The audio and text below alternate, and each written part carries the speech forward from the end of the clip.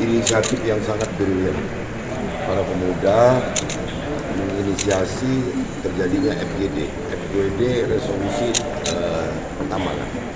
Kita tahu dinamisnya regulasi dari Undang-Undang 11 tahun 67 berubah menjadi Undang-Undang 4 2009, ditarik lagi 2 Undang-Undang 23 2014, ditarik lagi terakhir Undang-Undang 3 2020 yang membuat semua sistem ini menjadi berubah, baik sistem perizinan dan sistem pengawasan. Nah ini ada yang tertinggal lagi, bagaimana rakyat, keterlibatan rakyat secara langsung agar tidak ilegal. Nah ini yang perlu kita bedah di dalam FGD ini untuk dijadikan sebuah rekomendasi yang telak sifatnya. Jadi jangan ada lagi kemungkinan celah untuk disanggah. Jadi rekomendasinya betul-betul rekomendasi yang sehat. Oke. Tipis sebentar. FGD ini bagaimana diketahui mengambil tema resolusi pertambangan tanpa izin atau peti. Tadi sudah langsung dibuka oleh Gubernur Sumatera Selatan.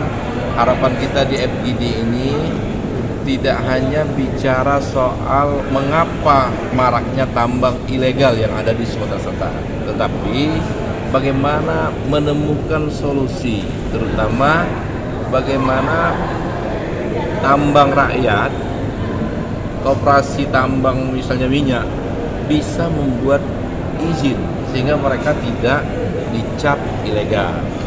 Kenapa? Kalau selalu ilegal artinya ada kaidah-kaidah yang tidak dipatuhi. Oleh sebab itulah hari ini kita bahas bersama-sama.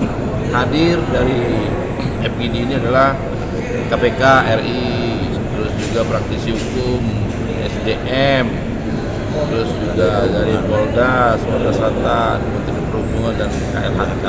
Nah, sebab itu harapan kami dengan FGD ini, apa yang disampaikan oleh Pak Gubernur, menelurkan sebuah rekomendasi untuk kita sampaikan kepada pemerintah pusat soal kenapa. Salah satu contoh, keputusan Menteri Pertambangan Menteri Energi Sumber Daya Mineral beda dengan Sumatera Selatan. Riau ada wilayah tambang rakyat, sementara Sumatera Selatan tidak punya. Nah, ini yang harus kita sampaikan kepada kementerian bahwa kita juga harus punya wilayah tambang rakyat. Jangan semuanya dikuasai oleh para pengusaha tersebut. Gitu ya. Itu saja. Terima kasih kawan-kawan media.